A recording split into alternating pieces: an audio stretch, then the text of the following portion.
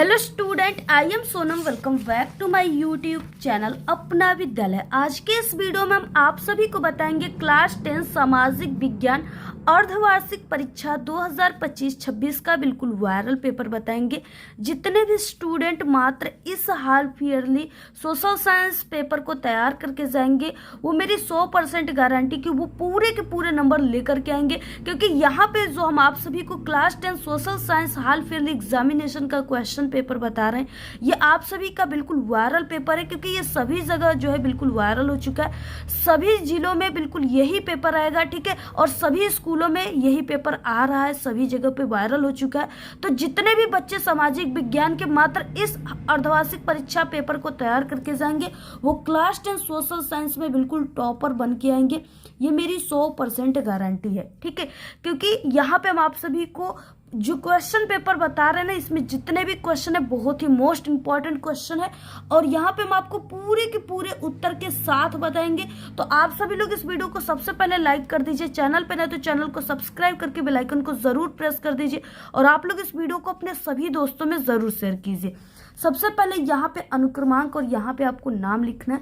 इसके बाद इसमें जो समय मिलेगा आपको इस पूरे क्वेश्चन पेपर को हल करने के लिए, वो 3 घंटे 15 मिनट का समय दिया जाएगा, ठीक है। और ये पूर्णांक 70 का रहेगा।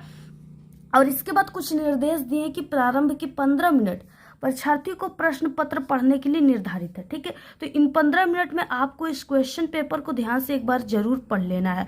इसके बाद हम आपको बता दें कि ये आप सभी के अर्धवार्षिक परीक्षा, यानी अर्धवार्षिक परीक्षा में तो ये क्वेश्चन पूछा ही जाएगा, ये पेपर आएगा ही। इसके साथ साथ इस पेपर से आपके 10% क्वेश्चन आपके बोर्ड एग्जाम में आएगा, ठीक है। इसलिए आप सभी लोग इस पेपर को बिल्कुल ध्यान से तैयार कीजिएगा, बिल्कुल ध्यान से देखिएगा, क्योंकि 10% क्वेश्चन यानी इस पेपर से आपके बोर्ड एग्जाम में पूछे जाएंगे।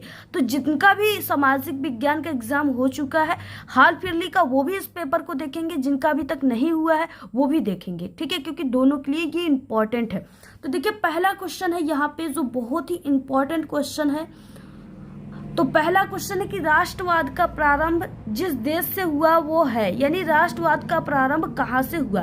तो यहाँ पे 4 ऑप्शन आपके सामने रहेगा, जर्मनी, इटली, फ्रांस और इंग्लैंड। राष्ट्रवाद का प्रारंभ जो हुआ था वो फ्रांस से हुआ था, ऑप्शन नंबर सी राइट हो जाएगा। अगला क्वेश्चन नंबर 2 जो बहुत इंपॉर्टेंट है, और ये आप सभी के सब्जेक्टिव में भी आता है और ऑब्जेक्टिव में भी आता है, और ये आपके बोर्ड एग्जाम में भी 100% पूछा जाएगा। वो है कि फ्रांस की क्रांति यानी हुई थी, फ्रांस की क्रांति कब हुई थी। तो यहाँ पे 4 सन दिए हैं, जिसमें से कोई एक ऑप्शन सही है। देखिए, दिया है पहला कि 1970 में हुई थी, दूसरा दिया है कि 1789 ईस्वी में हुआ था, और उसके बाद 1815 ईस्वी में, ठीक है। तो फ्रांस की क्रांति जो हुआ था वो लुई 16वां, ठीक है, लुई 16वें के शासन काल में, यानी लुई 16वां वहां का जो राजा था उस समय, तो लुई 16वें के शासन काल में 1789 ईस्वी में हुआ था, ठीक है, 1789। तो ऑप्शन नंबर यहाँ पे बी राइट हो जाएगा। क्वेश्चन नंबर 3 है कि नेपोलियन का संबंध किस देश से था। ये इंपॉर्टेंट क्वेश्चन है बहुत। तो नेपोलियन का संबंध कहाँ से था। पहला कि जर्मनी, इटली, फ्रांस या इंग्लैंड। तो नेपोलियन का जो संबंध था ना वो था फ्रांस से, ऑप्शन नंबर यहाँ पे सी राइट हो जाएगा। क्वेश्चन नंबर 4 है कि सविनय अवज्ञा आंदोलन में महात्मा गांधी ने नमक को अत्यधिक महत्व क्यों दिया, ठीक है। तो 4 ऑप्शन है। नमक का प्रयोग अमीर गरीब सभी करते थे, ये भोजन का जो है अभिन्न हिस्सा था, नमक तैयार करने पर सरकार का एकाधिकार था, इनमें से कोई नहीं। देखिए, यहाँ से ऑप्शन नंबर राइट हो जाएगा सी, नमक तैयार करने पर सरकार का एकाधिकार था, ऑप्शन नंबर सी राइट हो जाएगा। क्वेश्चन नंबर 5वां दिया है कि निम्नलिखित में कौन सा संघीय राज्य नहीं है। ये बहुत ही इंपॉर्टेंट क्वेश्चन है, ठीक है। तो इसमें से कौन सा संघीय राज्य नहीं है। तो देखिए, नहीं है पूछ रखा है, यानी मणिपुर की हिमाचल प्रदेश या अरुणाचल प्रदेश या दिल्ली। तो नहीं है यानी कि Delhi, option number D right हो जाएगा। अगला देखिए, क्वेश्चन नंबर दिया हुआ है 6, भारत में जनगणना कितने वर्ष पश्चात होती है। तो भारत में जनगणना जो है वो कितने वर्ष पश्चात होती है। तो वो होती है 10 वर्ष पश्चात, ऑप्शन नंबर बी राइट। बात है कि निम्नलिखित में से कौन से 2 दूरस्थ स्थित स्थान पूर्व पश्चिमी गलियारा के द्वारा आपस में जो है जोड़ते हैं। तो वो कौन सा है, मुंबई नागपुर या से जो है सिलचर पोरबंदर, या मुंबई कोलकाता, या नागपुर हैदराबाद। तो वह Silchar Porbandar, option number B right है। अगला देखिए क्वेश्चन नंबर 8 है कि निम्नलिखित में से किस वर्ष महात्मा गांधी राष्ट्रीय ग्रामीण रोजगार जो है गारंटी एक्ट चलाई गई? 2008, 2010, 2005 या 2000 में। ठीक है, तो वो जो चलाए थे वो 2005 में चलाए थे, ऑप्शन नंबर सी राइट हो जाएगा। क्वेश्चन नंबर 9 दिया है कि सलाल बांध किस नदी पर बना है? तो देखिए महानदी, चिनाब, या सतलज, या कृष्णा। ठीक है, तो वो जो बना है वो चिनाब नदी पर बना है, ऑप्शन बी राइट है। क्वेश्चन नंबर 10 है कि भारत में पवन ऊर्जा का जो है विशाल केंद्र कहाँ स्थित है?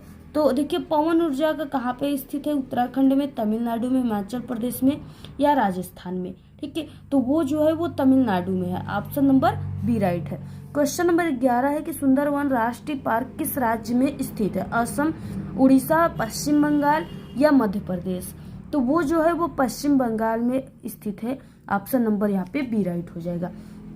क्वेश्चन 12 है कि निम्नलिखित में से किस वस्तु का निर्यात भारत में नहीं है? तो देखिए भारत में नहीं है वो उर्वरक है, ऑप्शन नंबर बी राइट हो जाएगा। अगला क्वेश्चन 13 नंबर है, बहुत इंपॉर्टेंट है। निम्नलिखित में से कौन सा संसाधन जो है पुनः चक्रीय नहीं है? तो इसमें से कौन सी संसाधन पुनः चक्रीय नहीं है? तो देखिए इसमें से लोहा जो है ये भी पुनः चक्रीय नहीं है, पशुधन ये भी पुनः चक्रीय नहीं है। ठीक है, अब पशुधन में जैसे क्या हो गया, जैसे गाय हो गई। अब गाय अगर जैसे किसी बीमारी का या कुछ भी मर गई तो क्या हम उसे फिर से जिंदा कर सकते हैं? नहीं ना। तो ये क्या है, ये एक बार यानी नष्ट हो गया तो नष्ट ही हो गया, उसे हम फिर से यूज नहीं कर सकते हैं। तो यहाँ पे और लोहा भी वही चीजें है, तो लोहा और पशुधन दोनों, ऑप्शन नंबर सी राइट हो जाएगा। अगला क्वेश्चन नंबर 14 दिया है कि जल, वायु और मृदा किसके आधार हैं? समृद्धि के, उद्योगों के, मानव जीवन के, या कृषि के। ठीक है, तो वो जो है वो मानव जीवन के आधार है। जल, वायु और मृदा अगर नहीं रहेगी तो मानव जीवन का विकास संभव नहीं है, ऑप्शन नंबर सी राइट है। क्वेश्चन नंबर 15 है कि भैरव देव डाकौ सेंचुरी किस राज्य में है? ठीक है, तो वो जो है वो आप सभी का यानी कि राजस्थान में है, ऑप्शन नंबर सी राइट है। क्वेश्चन नंबर 16 इंपॉर्टेंट क्वेश्चन है, हीराकुंड बांध से संबंधित सही जोड़ा कौन सा है? तो हीराकुंड बांध से संबंधित जो सही जोड़ा है ना वो है कि महानदी, उड़ीसा, ऑप्शन नंबर यहाँ पे बी राइट हो जाएगा। अगला है क्वेश्चन 17, निम्नलिखित में से टाका क्या है? तो देखिए निम्नलिखित में से टाका जो है ये भूमिगत टैंक है, ऑप्शन नंबर डी राइट है। क्वेश्चन नंबर 18 है कि भारत में किसानों से खाद्यान्न कौन खरीदता है? तो किसानों से जो खाद्यान्न खरीदता है वो भारतीय खाद्य निगम खरीदता है, ऑप्शन नंबर सी राइट है। अगला है क्वेश्चन नंबर 19 है कि भारत का गन्ना उत्पादक में विश्व में कौन सा स्थान है? द्वितीय स्थान है। ठीक है, प्रथम नहीं है, द्वितीय है, ऑप्शन नंबर ए पे बी राइट है, ये आपका ये वाला राइट नहीं है। क्वेश्चन 20 है कि अब तक कितनी संख्या में खनिजों की पहचान हो चुकी है? तो अब तक जो है 2000 संख्या में खनिजों की पहचान हो चुकी है, ऑप्शन नंबर बी राइट है। तो इस तरीके से ये थे 20 ऑब्जेक्टिव क्वेश्चन, और इसी टाइप के क्वेश्चन देखिए पूछता है जो आपको लगता ही नहीं कि एग्जाम में आएगा, और ऐसे ही क्वेश्चन आते हैं। तो यहाँ पे देखिए ये आपका 20, अगर आप लोग पूरा टोटल तैयार कर लिए तो आपका 20 नंबर यहाँ से पक्का है। तो 20 नंबर के आपके आएंगे ऑब्जेक्टिव, और 50 नंबर में वर्णनात्मक प्रश्न आएंगे, और ये टोटल 70 नंबर का है। तो देखिए खंड ब दिया है जो बहुत इंपॉर्टेंट क्वेश्चन है, इसमें सभी क्वेश्चन इंपॉर्टेंट है। वर्णनात्मक प्रश्न फर्स्ट है, फर्स्ट क्वेश्चन जो है ना ये आपका 4 नंबर का है, यानी वर्णनात्मक फर्स्ट 4 नंबर के, वर्णनात्मक सेकंड 6 नंबर के रहेंगे। निम्न प्रश्नों के प्रत्येक के उत्तर लगभग आपको 80 शब्दों में देना है। 80 शब्द का मतलब आपको 1 से 1.5 पेज में इसके आंसर को देना है, यानी आपको क्वेश्चन के हिसाब से आंसर देना है। जैसे आ गया कोई स्थान लिखने के लिए कोई जो है 2 आपको कारण लिखने के लिए, तो आपको 2 कारण तो सिर्फ 5 से 6 लाइन में हट जाएगा, लेकिन क्वेश्चन के हिसाब से आपको अधिकतम 1.5 पेज में आंसर देना है। तो आपको देखिए कैसे लिखना है। क्वेश्चन क्या है सबसे पहले कि मुद्रण क्रांति क्या है, इसका फ्रांस की क्रांति पर क्या प्रभाव पड़ा? ये 4 नंबर का क्वेश्चन है, इंपॉर्टेंट क्वेश्चन है बहुत ही। आप लोग देखिए इसको तैयार कर लीजिए, ठीक है। अब इसका देखिए यानी कैसे आपको लिखना है। तो सबसे पहले मुद्रण क्रांति क्या है हम लोग ये जानेंगे। उसके बाद इसमें है कि इसका फ्रांस की क्रांति पर क्या प्रभाव पड़ा। तो इसमें क्या है, 2 क्वेश्चन है। पहले क्वेश्चन के टोटल आंसर लिख दिए तो 2 नंबर, और दूसरे को अभी लिख दिए तो 2 नंबर, 4 नंबर का क्वेश्चन है। तो सबसे पहले देखिए मुद्रण क्रांति क्या है। तो आप लोग देखिए नोट निकाल लीजिए, नोट्स, और आप लोग पेन ले लीजिए, और आप लोग जो हम बोल रहे हैं उसको लिखिए और समझिए, ठीक है। तब आपको 100% समझ में आएगा, और तभी आपको सिर्फ हमारे वीडियो में ही क्वेश्चन के आंसर याद हो जाएंगे, आपको रटने की कोई जरूरत नहीं है। देखिए क्या है, सबसे पहले कि मुद्रण क्रांति। मुद्रण क्रांति का अर्थ है ना कि मुद्रण तकनीकी के विकास के कारण, यानी कि मुद्रण तकनीकियों में विकास आना, बढ़ोतरी होना ही मुद्रण क्रांति कहलाता है। इसमें क्या आता है, जैसे विचारों में, सूचनाओं में, ज्ञान के प्रसार में आया व्यापक परिवर्तन। गुटनबर्ग के द्वारा छापे खाने का आविष्कार ने पुस्तकों और अन्य मुद्रित सामग्रियों का बड़े पैमाने पर उत्पादन संभव बना दिया, जिससे ज्ञान का लोकतांत्रिकरण हुआ, ठीक है। तो यही आपको लिखना है। अब देखिए फ्रांस की क्रांति पर इसका क्या प्रभाव पड़ा। तो मुद्रण क्रांति का फ्रांस की क्रांति पर गहरा प्रभाव पड़ा, पहले की ये लिखना है, ठीक है। उसके बाद इससे दार्शनिकों जैसे वॉल्टेयर और रूसो के क्रांतिकारी विचारों का आम जनता तक पहुंचाना, यानी इसके माध्यम से क्या हुआ, आम जनता तक विचारों को पहुंचाया गया। इन विचारों ने लोगों को निरंकुश शासन के खिलाफ सोचने और सवाल उठाने के लिए प्रेरित किया। अब जब ये विचारे पहुंचाए गए तो क्या हुआ, जो यहाँ पे फ्रांस में जो यहाँ का राजा था लुई 16वां, वो क्या था, निरंकुश था, और वो जो है वो असमानता की व्यवहार करता था। वो जो है एक तरह से उसको शासन चलाने की कोई भी आइडिया नहीं थी, जिसके कारण फ्रांस का पूरा जो है बर्बाद हो रहा था, ठीक है। तो अब ये इसके माध्यम से, मुद्रण क्रांति के माध्यम से लोगों के पास विचारों को भेजा गया, जिससे निरंकुश राजा के खिलाफ सोचने और सवाल उठाने के लिए लोगों को प्रेरित किया गया। जो भी जनता थे वहाँ के, मुद्रित सामग्री ने लोगों के बीच समानता, स्वतंत्रता और बंधुत्व जैसे सिद्धांतों को फैलाया, जिससे कि क्रांति के लिए एक वैचारिक आधार तैयार हो चुका, और फ्रांस की क्रांति 1789 ईस्वी में जो है हो गई। तो यही चीजें है, आपको यही चीजें लिखना है, नोट कर लो। अथवा में देखिए दिया है कि 19वीं सदी में प्रकाशन में के विभिन्न पहलू क्या थे, किन्हीं 3 का आपको उल्लेख करना है। तो आप सभी लोग इसका उल्लेख कर लेना, बहुत ही इंपॉर्टेंट क्वेश्चन है, अथवा में दिया था, तो पहले वाले का ही आंसर लिखना इंपॉर्टेंट है। अगला देखिए दूसरा क्वेश्चन है, किसी भी राजनीतिक दल के क्या गुण होते हैं। सबसे पहले कि राजनीतिक दल किसे कहते हैं, इसका आपको परिभाषा लिखना होगा, ठीक है। तो देखिए एक राजनीतिक दल लोगों का एक ऐसा संगठन होता है या संगठित समूह होता है जो चुनाव लड़कर सत्ता हासिल करना चाहता है और सरकार बनता है। तो जैसे क्या है, अब कोई भी हो गया, उत्तर प्रदेश के मुख्यमंत्री, प्रधानमंत्री, ठीक है, या किसी भी प्रदेश के मुख्यमंत्री, प्रधानमंत्री हो गए, तो वो क्या करते हैं, पहले की एक अपना दल तैयार करते हैं, उसमें लोगों को संगठित करते हैं, समूह तैयार करते हैं, उसके बाद वो चुनाव लड़ते हैं, जो अपनी प्रचार प्रसार करके चुनाव लड़ते हैं, और जब चुनाव लड़ते हैं तो वो सत्ता हासिल करना चाहते हैं, और जब वो हासिल कर लेते हैं तो उनकी सरकार बन जाती है, वो सभी चीजें उन्हीं के आधार पे चलेगी, वही पूरा, ठीक है, देश को, प्रदेश को चलाएंगे। तो ये चीजें, इसी को क्या कहते हैं, राजनीतिक दल कहते हैं। उसके बाद देखिए राजनीतिक दल के गुण भी पूछ रखे हैं। तो राजनीतिक दल के कई गुण होते हैं, जैसे जनता का प्रतिनिधित्व करना, ठीक है, और नीतियों का निर्माण करना, सरकार का गठन करना, लोकतांत्रिक प्रक्रिया को मजबूत करना। तो यही 3-4 गुण है, आप लोग लिख लेना। इसके बारे में थोड़ा थोड़ा आप सभी लोग लिख लेना। जैसे जनता का प्रतिनिधित्व करना, ये हो गया कि यह दल विभिन्न जो है सामाजिक समूहों और क्षेत्रों के हितों का प्रतिनिधित्व करते हैं और उनकी मांगों को सरकार तक पहुंचाते हैं, जिससे कि सरकार उनकी मांगों की पूर्ति करती है, ठीक है। ये चीजें हो गया। नीतियों का निर्माण करना, ये दल जनता के लिए नीतियां और कार्यक्रम बनाते हैं, चुनाव जीतने हुए नीतियों को लागू करने का प्रयास करते हैं। तो यही सब चीजें आप लोग लिख लेना। अगला देखिए क्वेश्चन है अथवा कि भारत में किस तरह अभी भी जातिगत जो है असमानताएं जारी है। तो ये जातिगत असमानताएं जो है अभी भी जारी है। जैसा कि क्या होता है कि लोग अगर विवाह शादी करते हैं तो उसमें लोग जाति को देखते हैं कि हमारे जात का है या हमारे जात के वो लोग हैं तभी शादी होगी, ठीक है। तो यहाँ जाति का जो है किया जाता है भेदभाव। और इसके अलावा देखिए आपका आर्थिक असमानता के कारण लोग भेदभाव करते हैं। और एक भेदभाव है जो संवैधानिक प्रतिनिधियों के बावजूद कुछ हद तक जो है अस्पृश्यता की जाति के आधार पर भेदभाव अभी भी मौजूद है। ठीक, जो लोग अनुसूचित जाति में आते हैं लोग उससे अभी भी कहीं कहीं भेदभाव करते हैं। ठीक है, तो जैसे कि पहले तो बहुत ज़्यादा थे, लेकिन अब भीमराव अंबेडकर इसको जो है अंत किए और गांधी जी ने मिल करके, तो ये सब चीज़ें हैं। अब अभी भी कहीं कहीं जो है भेदभाव चलता होगा, तो इसलिए इसमें भेदभाव भी है, जाति को लेकर के, विवाह को लेकर के भी है। आज भी अधिकांश लोग अपनी ही जाति में विवाह करना पसंद करते हैं, जिससे जाति व्यवस्था बनी रहती है। ठीक है, तो यही सब चीज़ें हैं। आर्थिक असमानता है, तो ये सब चीज़ें लिख लेना। थर्ड है कि चावल की उपज के लिए आवश्यक 3 भौगोलिक दशाओं का आपको वर्णन करना है। ये इंपॉर्टेंट क्वेश्चन, ये आपके लॉन्ग क्वेश्चन में भी आएगा। ठीक है, तो चावल के उत्पादन के लिए आपको दशाओं को लिखना है, यानी कि चावल की उपज के लिए आवश्यक 3 भौगोलिक दशाएं होती हैं।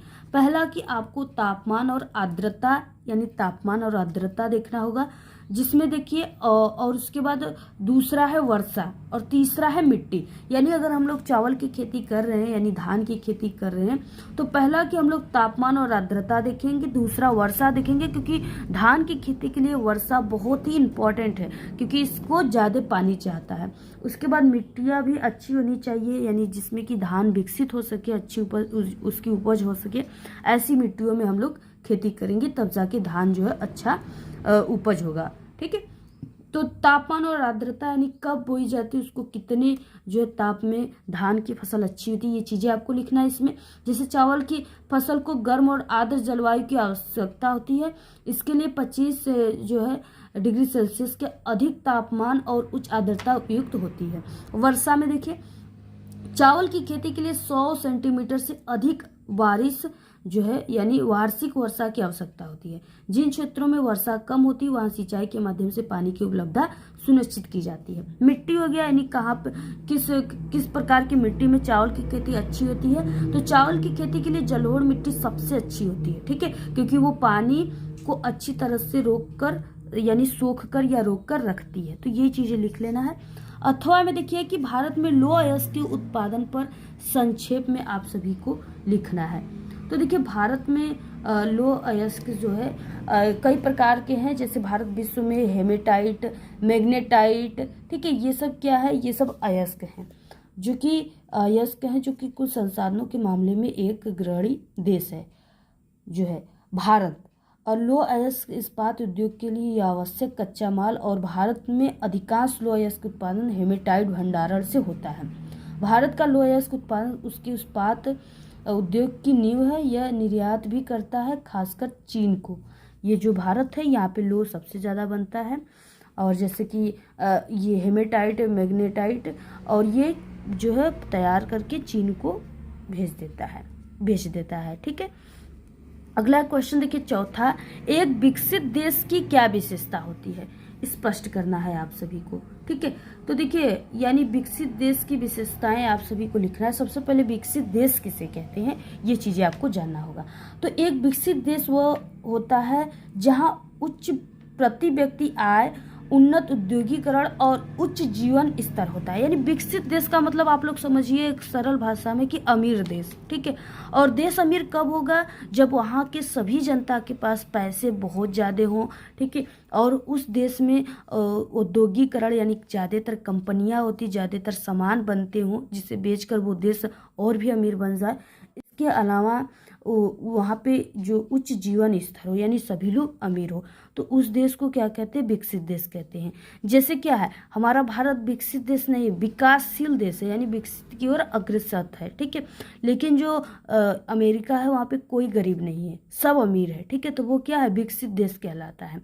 कि इसकी विशेषताएं क्या हो जाएंगी, विकसित देश की विशेषताएं क्या होती है, तो पहला कि आपको लिखना है कि विकसित देश की प्रमुख विशेषताएं इस प्रकार है, ऐसे लिखना है। उसके बाद नीचे लिखना है उच्च प्रति व्यक्ति आय, यानी वहाँ पे उच्च प्रति व्यक्ति आय होनी चाहिए।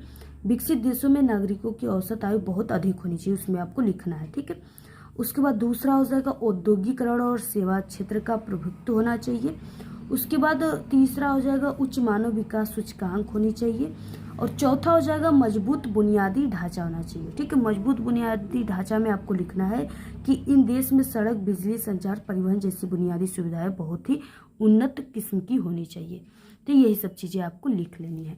उसके बाद देखिए अथवा में दिया है कि उद्योगों की स्थिति को प्रभावित करने वाले किन्हीं तीन भौतिक कारकों को आपको बताना। तो आप लोग इसका देखिए आंसर आप लोग नोट कर लीजिए। सबसे पहले कि उद्योगों की स्थिति को प्रभावित करने वाले जो तीन कारक हैं वो निम्न है, ठीक है, ऐसे लिखना है।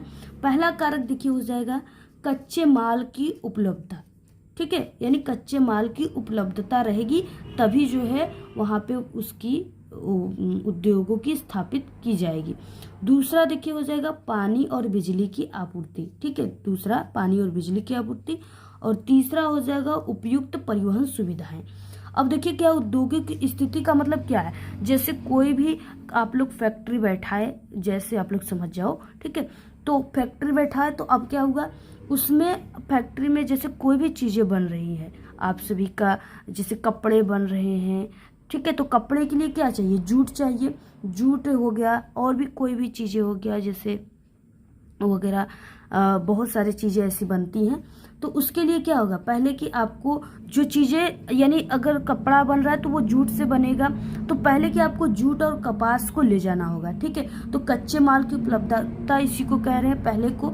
और दूसरा कि जब यानी कि आपका उद्योग फैक्ट्री कब चलेगी, जब आपके पास बिजली होगी, बिजली से ही तो चलती है, ठीक है, किसी भी चीज़ से चलेगी, सौर ऊर्जा हो गया, बिजली हो गया, कुछ भी, तो वो चलेगी, बिजली से ही चलेगी। तो बिजली होनी चाहिए और उसमें पानी की भी आवश्यकता होती है। तो जैसे कुछ बन रहा है, बिस्किट बन रहा है, तो उसमें पानी भी लगेगा, तो बिस्किट यानी पानी की आवश्यकता हो गई, दूसरा ये हो गया। तीसरा, जब आप लोग पूरे तरीके से चीज़ों को बिल्कुल तैयार कर दिए तो अब आपको उस चीज़ों को एक स्थान से, यानी आप लोग अगर अपने बिस्किट बना रहे हो या कपड़े बना रहे हो, एक ज़िले से दूसरे ज़िले में भेजोगे तो आपके पास क्या होना चाहिए, परिवहन होनी चाहिए। परिवहन का मतलब ट्रक हो गए, ठीक है, पिकअप हो गए, और भी कई साधन हो गए जिससे कि आप लोग भेजोगे। अगर आप लोग ट्रेन से भेजोगे तो उसके लिए आपके पास पैसे होने चाहिए, ठीक है, तो उसके लिए आपको यानी परिवहन की अच्छी सुविधा होनी चाहिए। तो यही तीन चीज़ें लिख लो, बहुत ही इंपॉर्टेंट है, आप लोग इसको तैयार कर लेना। यही सब चीज़ें बना कर लिखना है। जितना आप लोग बना कर आंसर लिखोगे एग्जामिनर उतना ही ज़्यादा, टीचर उतना ही ज़्यादा खुश होते हैं और आपको नंबर देंगे। अब देखिए वर्णनात्मक सेकंड आ गया कि निम्न प्रश्नों के उत्तर प्रत्येक के लगभग 150 शब्दों में आप सभी को देना है, ठीक, 150 शब्दों का मतलब कि आप सभी को, ठीक है, यानी 2 से 2.5 पेज में आंसर देना है, तब जाके आप सभी को पूरे के पूरे एग्जामिनर 6 नंबर देंगे। तो इस तरीके से अब आपको देखिए पहला क्वेश्चन इसमें है कि यानी 5वां क्वेश्चन दिया हुआ है कि भारत में संघीय व्यवस्था कैसी है, इसके 4 लक्षण आप सभी को बताना है। तो भारत में संघीय व्यवस्था कैसी है, इसकी 4 विशेषताएं बताना है। तो भारत जो है, भारत एक संघीय व्यवस्था है जिसमें शक्तियों का विभाजन एक केंद्रीय जो है प्राधिकरण और विभिन्न राज्यों के बीच होता है। हालांकि इसमें एकात्मक प्रणाली के कुछ भी लक्षण, जैसे कि एक मजबूत केंद्र हो, ठीक है, और इसके 4 लक्षण है। पहला आप लोग नोट कर लीजिए, शक्तियों का विभाजन। दूसरा हो जाएगा स्वतंत्र न्यायपालिका। तीसरा हो जाएगा जो है द्विसदनीय विधायिका। चौथा हो जाएगा संविधान की सर्वोच्चता, ठीक है, तो ये 4 चीजें, इसके बारे में थोड़ा थोड़ा आपको लिख लेना है। अगला है देखिए क्वेश्चन अथवा में है कि सामाजिक भेदभाव का आशय क्या है, इसके कारण बताइए, इससे जो है समाप्त करने की 2 उपाय भी लिखना। तो वही चीजें है देखिए, भेदभाव, सामाजिक भेदभाव में हमने आपको बताया ना, वही विवाह में हो गया भेदभाव, जातिवाद करना, इस तरह के छुआछूत, ये सब चीजें आप लोग इसी को लिख लेना बनाकर, इम्पॉर्टेंट है ये। अगला देखिए क्वेश्चन यहाँ पे आ जाएगा जो बहुत इंपॉर्टेंट है, जो आपके बोर्ड एग्जाम में भी पूछा जाएगा 6 नंबर का, बिल्कुल लिखित रूप से हम आपको कह रहे हैं। तो देखिए क्या है कि महामंदी का क्या आशय है, इसके मुख्य 2 कारण बताइए, इसके 2 प्रकार जो है प्रभाव भी आपको लिखना है। सबसे पहले कि ये 1929 ईस्वी में प्रारंभ हुआ था, ये आपके एग्जाम में आता है क्वेश्चन, ऑब्जेक्टिव में भी आता है और आपके छोटे क्वेश्चन में भी आता है। तो ये 6 नंबर का क्वेश्चन है। सबसे पहले देखिए महामंदी का अर्थ क्या था, ठीक है, यानी इसे महामंदी क्यों कहा जाता है। तो महामंदी का मतलब ना कि देश में गरीबी आया था, ठीक है, यानी अर्थव्यवस्थाएं कमजोर हो गई थी, उसी को महामंदी कहते हैं। देखिए लिखिए आप लोग कैसे लिखना है। महामंदी का आशय कि उस स्थिति से है जब किसी देश की आर्थिक गतिविधियों में बहुत अत्यधिक गिरावट आ जाती है। यह एक ऐसी आर्थिक स्थिति है जिसमें उत्पादन, ठीक है, उपभोग निवेश और रोजगार में भारी कमी आती है। इसमें क्या हुआ था, आर्थिक महामंदी में ना सबसे ज़्यादा जो हुआ था किसानों और कृषि को, जो कृषि है ना, कृषि क्षेत्र यानी किसानों मजदूरों को सबसे ज़्यादा हानि हुई थी, सबसे ज़्यादा घटा हुआ था। क्योंकि इसमें क्या होता था कि आयात निर्यात रोक दिया गया था, निवेश भी रोक दिया गया था, जिससे क्या है कि लोगों यानी किसान जो है वो ज़्यादातर खेती करते थे, उनकी उपज की मात्रा अधिक हो जाती थी और उसे खरीदने वाले लोग कम हो जाते थे इस तरीके से, और उसको खरीदने वाले लोगों की संख्या जो है कम हो जाता था। अब उस खरीदने यानी आपका उत्पाद यानी वस्तु आपकी अधिक है, खरीदने 20% है, 20 है और खरीदने वाले सिर्फ 2% है। तो बताइए 2% लोग हैं तो इसमें आप लोग की वस्तु बिकेगी नहीं ना, बिकेगी, सिर्फ 2% ही लोग खरीदेंगे। तो आप लोग क्या करोगे, आप लोग जहाँ 20 रुपये किलो या कोई भी चीज़ें है, आलू हो गया या आपका जो है 40 रुपये किलो अच्छी चावल हो गई, तो वहाँ पे किसान 2% लोग खरीदने वाले हैं, तो किसान 40 रुपये किलो का चावल को सिर्फ 10 रुपये किलो में ही बेचेंगे, क्योंकि अगर वो नहीं बेचेंगे तो उनके घर पे ही चीज़ें रह जाएगी, जिससे कि उन्हें जो पैसे मिल रहे वो भी नहीं मिलेंगे और वो अपनी आजीविका कैसे चलाएंगे और उन्हें बहुत ही घाटा होगी। इसके कारण वो क्या 2% खरीदने वाले और 20% हमारा उपज है, तो वो 10 रुपये में ही चावल को बेच देते, जिससे किसानों के उनके लागत के अनुसार भी पैसे नहीं मिल पाते थे, जिससे क्या हुआ, भारत में महामंदी आ गया। तो यही चीज़ें हैं उस विश्व में, पूरे विश्व में आया था। ठीक है, तो देखिए क्या है, अब आपको इसके 2 कारण लिखना है। तो पहला कारण आप लोग लिख लीजिए, प्रथम विश्व युद्ध था। ठीक है, और दूसरा था कि दूसरा कारण जो था वो कृषि क्षेत्र में अधिक उत्पादन के कारण हुआ था।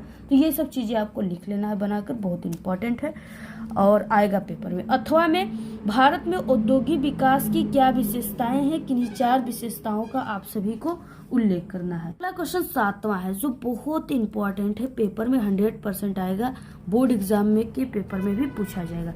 मृदा अपरदन से क्या अभिप्राय है, मृदा अपरदन के लिए उत्तरदायी कारणों का आपको वर्णन करना है, 6 नंबर का है। तो देखिए सबसे पहले कि मृदा अपरदन किसे कहते हैं, तो मिट्टियों के कटाव को ही मृदा अपरदन कहते हैं। जैसे क्या हो गया, मिट्टियों की कटाव कैसे होती है, गर्मी में जो लू चलता है ना, अगर कोई ऐसे मिट्टियों का जो है टीला बना हुआ है, तो अगर लू चलता है जो, तो वो उसमें हवा होती है, वो हवा क्या करती है, बहुत तेजी से चलता है गर्मियों में, तो ये टीले का जो मिट्टी इकट्ठा है इसको उड़ा करके एक स्थान से दूसरे स्थान पे ले जाता है, इससे मिट्टियों का काटा हो गया। दूसरा क्या है कि जो है बारिश के मौसम में बाढ़ आती है ना सभी जगह पे, तो आप लोग देखे होंगे कहीं कहीं कि मिट्टियों की बहुत ज़्यादा कटाव होती है, यानी वो बाढ़ की पानी जितने भी खेतों से और घरों से, मिट्टी के घरों से, चाहे कोई खेत खलिहानों से होकर जाती है, वो सभी अपने साथ जो है जितने भी मिट्टियाँ हैं, ये अधिक से अधिक मिट्टियाँ ऊपरी जो परत है उसको अपने साथ बहा करके लेकर चली जाती है दूसरे जगह। अगर वो नदी में जाकर मिलती है तो वो सभी मिट्टियाँ नदी में चली जाती है, जिससे जो है कृषि की उपज जो है बेकार हो जाती है। तो यही सब चीज़ें हैं, मृदा अपरदन इसी तरीके से होता है। और देखिए मृदा अपरदन से अभिप्राय है कि जो मिट्टी की ऊपरी परत का प्राकृतिक कारकों जैसे हवा, पानी और मानवीय गतिविधियों के द्वारा हट जाना ही मृदा अपरदन कहलाता है, जिससे कि मिट्टियों की उर्वरकता शक्ति जो है कम हो जाती है। जो है मृदा अपरदन के उत्तरदायी कारण कई हैं, जैसे हमने आपको बताया कि पहला कि बाढ़ आ जाना, दूसरा है तेज हवाओं के कारण, चौथा है देखिए, तीसरा हो जाएगा यानी पेड़ पौधों के कटाव के कारण, क्योंकि पेड़ पौधे के जो जड़ें होते हैं ना वो मिट्टियों को इस तरीके से जकड़े होते हैं जिससे कि मिट्टियाँ बाढ़ के पानी से भी बहकर नहीं जाती हैं। ठीक है, और दूसरा है अति पशु चारण, पशुओं के जो है अधिक चरने से उनके जो पैरों के खुर होते हैं ना उससे मिट्टियों का चिपक कर एक स्थान से दूसरे स्थान पे चला जाता है। तो इस तरीके से आप लोग लिख लेना सभी चीज़ें बना कर। अगला है अथवा क्वेश्चन, भारत के आर्थिक विकास में परिवहन के साधनों का महत्व आपको लिखना है। बहुत ईजी है, परिवहन का मतलब क्या है, जैसे हम लोग एक स्थान से दूसरे स्थान पे जा रहे हैं, जैसे आप लोग अपने नाना के घर, मौसी के घर, मामा के घर जाते हैं तो किससे जाते हैं, किसी न किसी साधन से ही जाते हैं। आप लोग घोड़े और बैल पे तो बैठकर जाते नहीं हो, ठीक है, तो आप सभी लोग परिवहन के माध्यम से अगर घोड़े बैल पर भी जाते तो वो भी एक परिवहन ही है। ठीक है, अब क्या है, जैसे बस से जा रहे हो, ट्रेन से जा रहे हो, हवाई जहाज़ से जा रहे हो, कार से जा रहे हो, तो ये सब जो है परिवहन कहलाती है। तो ये किस तरीके से इसका महत्व आप लोग जान ही सकते हो, लिख ही सकते हो, क्योंकि दैनिक जीवन में डेली यूज़ कर रहे हो। परिवहन के माध्यम से, बस के माध्यम से, जहाँ हम एक यानी अपने किसी भी मामा के घर जा रहे हैं तो वहाँ पे हमें, जहाँ पैदल जाओगे तो वहाँ पे आपको यानी अगर नज़दीक है तो आपको 5 दिन 10 दिन लग जाएगा, अगर दूर है तो वो महीना 2 महीना लग जाएगा। जिससे अगर हम लोग बस से जाएंगे, ट्रेन से जाएंगे तो वो साधन हम यानी कि हम लोग 1 घंटे में भी पहुंच सकते हैं, 2 घंटे में भी पहुंच सकते हैं। तो ये क्या है, बहुत ही यानी कि हमारे टाइम की बचत किया गया है। ये सब चीज़ें लिख लेना है बनाकर। 8वां क्वेश्चन है, उपभोक्ताओं का शोषण किस प्रकार जो है किया जाता है, उदाहरण देकर आपको समझाना है। ये भी इम्पोर्टेंट क्वेश्चन है, आप लोग लिख लेना, बहुत इंपॉर्टेंट क्वेश्चन है। देखिए, उपभोक्ताओं का शोषण यानी उपभोक्ताओं का शोषण तब होता है जब विक्रेता या सेवा प्रदाता जो है अनुचित व्यापार प्रथाओं के माध्यम से उपभोक्ताओं को नुकसान पहुंचाते हैं। तो इनके कई जो है तरीका है, जैसे कम वजन या माप, उसके बाद मिलावटी चीज़ें बेचना, अधिक कीमत वसूलना, निम्न गुण जो है गुणवत्ता वाले उत्पादन, घटिया किस्म की खराब चीज़ें को बेचना, अधूरी जानकारी के कारण, ये सब चीज़ें हैं। अथवा में देखिए, भारतीय रिजर्व बैंक के कार्यों का वर्णन आप सभी को करना है। ये भी इम्पोर्टेंट क्वेश्चन है। देखिए, भारतीय रिजर्व बैंक का प्रमुख काम है यानी मुद्रा जारी करना। यह भारत में मुद्रा जारी करने का एकमात्र जो है पदाधिकारी होता है। बैंकों यानी बैंकों का बैंक है ये, भारतीय रिजर्व बैंक को बैंकों का बैंक कहा जाता है। सरकार का बैंक है ये, विदेशी मुद्रा भंडारण का प्रबंधन करता है और मौद्रिक नीति का निर्धारण करता है। ये सब चीज़ें लिख लेना है। अब देखिए, यहाँ से आता है मानचित्र संबंधित प्रश्न, जो आपके एग्जाम में 10 नंबर का टोटल पूछा जाता है।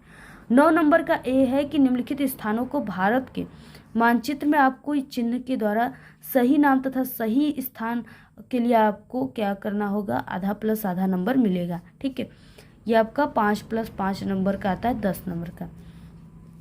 तो देखिए, इसमें पहला क्वेश्चन दिया हुआ है, वह स्थान जहाँ महात्मा गांधी ने सविनय अवज्ञा आंदोलन प्रारंभ किया था। ठीक है, तो वो कहाँ पे प्रारंभ किए थे, तो आंसर हो जाएगा गुजरात यानी दांडी में।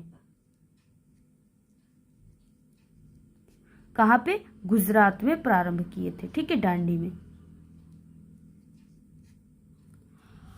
अगला देखिए क्वेश्चन हो जाएगा, वो स्थान जहाँ 1927 में कांग्रेस का अधिवेशन हुआ था, तो वो हुआ था यानी मद्रास, चेन्नई में। चेन्नई में। अगला क्वेश्चन है, वह स्थान जहाँ कांग्रेस का सितंबर 1920 में अधिवेशन हुआ था, तो वो हुआ था कोलकाता यानी कलकत्ता में, या कोलकाता लिख सकते हो या कलकत्ता। वह स्थान जहाँ असहयोग आंदोलन का कार्यक्रम जो है स्वीकार किया गया, तो वो जो है वो नागपुर में स्वीकार किया गया, तो लिख लेना आप लोग। अगला, वो स्थान जहाँ जलियांवाला बाग हत्याकांड हुआ था, तो सभी को पता अमृतसर में हुआ था, और ये 1919 ईस्वी में हुआ था। तो इस तरीके से आप लोग लिख लेना। बी क्वेश्चन है, देखिए, भारत का कोई एक पतन बंदरगाह जो पश्चिमी तट पर स्थित है, उसको आपको ये जो चिन्ह है इसके द्वारा नाम सहित दर्शाना है। तो देखिए कैसे दर्शाना है, तो मैप की वीडियो हमारे चैनल पे उसको देख लेना आप लोग। बाकी यहाँ पे हम आंसर आप सभी को बता देते हैं। वो है जैसे कोची भी है, और इसके अलावा मुंबई भी है। ठीक है, तो भारत का सॉफ्टवेयर टेक्नोलॉजी का कोई एक केंद्र आपको ये स्टार जो है इससे दर्शाना है, तो वो देखिए पुणे हो जाएगा, और पुणे के अलावा भी है हैदराबाद है, नोएडा है, बेंगलुरु है, तो इसको आप लोग नोट कर लो, एक ही लिखना है आपको, बेंगलुरु। तो देखिए तीसरा क्वेश्चन है कि इलाहाबाद मुंबई रेल मार्ग, यानी जब हम इलाहाबाद यानी प्रयागराज से मुंबई जा रहे हैं तो उसके बीच में कोई एक स्टेशन का नाम जो पड़ेगा उसको आपको लिखना है। तो देखिए जैसे अब जब जाएंगे तो सतना भी पड़ेगा, और मैहर स्टेशन पड़ेगा जहाँ पे माँ शारदा का मंदिर है, मैहर वाली का। तो आप लोग में से कितने लोग गए हैं कमेंट करके बताना। और बाकी इसके अलावा नागपुर पड़ेगा और भुसावल, ठीक है, भुसावल भी पड़ेगा, तो आप लोग लिख लेना। तो इस तरीके से चारों में से किसी एक को तैयार कर लो जो आपको लिखना है। क्वेश्चन देखिए चौथा है कि कोयला उत्पादन का कोई एक केंद्र, आपको ये जो चिन्ह है ना इसी से दर्शाना है। तो कोयला उत्पादन का कोई एक जो केंद्र है वो है आपका झरिया और रानीगंज। ठीक है, झरिया जो है झारखंड में है, रानीगंज आपका पश्चिम बंगाल में है। रानीगंज और झरिया दोनों में से किसी एक को लिखना है, दोनों को नहीं लिखना है। ठीक है, अगला क्वेश्चन, ढल झील आपको ये जो चिन्ह है इसके द्वारा दर्शाना है। तो ढल झील जो है वो श्रीनगर में है, यानी जम्मू कश्मीर में, तो आपको इसको दर्शा लेना है। तो ये चीज़ें बस इतना आपको करना, बाकी ये चीज़ें दृष्टिबाधित लोगों के लिए जिनको दिखाई कम देता है तो सिर्फ आपको यहाँ तक ही करना है। तो अगर आप लोग इन सभी क्वेश्चन को तैयार कर लेते हो तो आप सभी का पूरा नंबर सामाजिक विज्ञान में पक्का है। इससे पहले हम क्लास 10 सोशल साइंस के आल सब्जेक्ट के बोर्ड पेपर और अर्धवार्षिक पेपर की वीडियो बन चुकी चैनल पे। आप लोग इस वीडियो के लास्ट में हम प्लेलिस्ट लगा देंगे, वहां से भी देख सकते हो, चैनल पे विजिट करके भी देख सकते हो, प्लेलिस्ट से भी आप लोग देख सकते हो। ठीक है, बाकी आपको जिस टॉपिक पर वीडियो चाहिए कमेंट करके ज़रूर बताइए। अगर आपको इस पूरे पेपर की PDF चाहिए तो आप लोग हमारे टेलीग्राम चैनल को ज्वाइन कर लीजिए, लिंक इस वीडियो के डिस्क्रिप्शन बॉक्स में है, और हमें इंस्टाग्राम पे ज़रूर फॉलो कर लीजिए। ओके, धन्यवाद।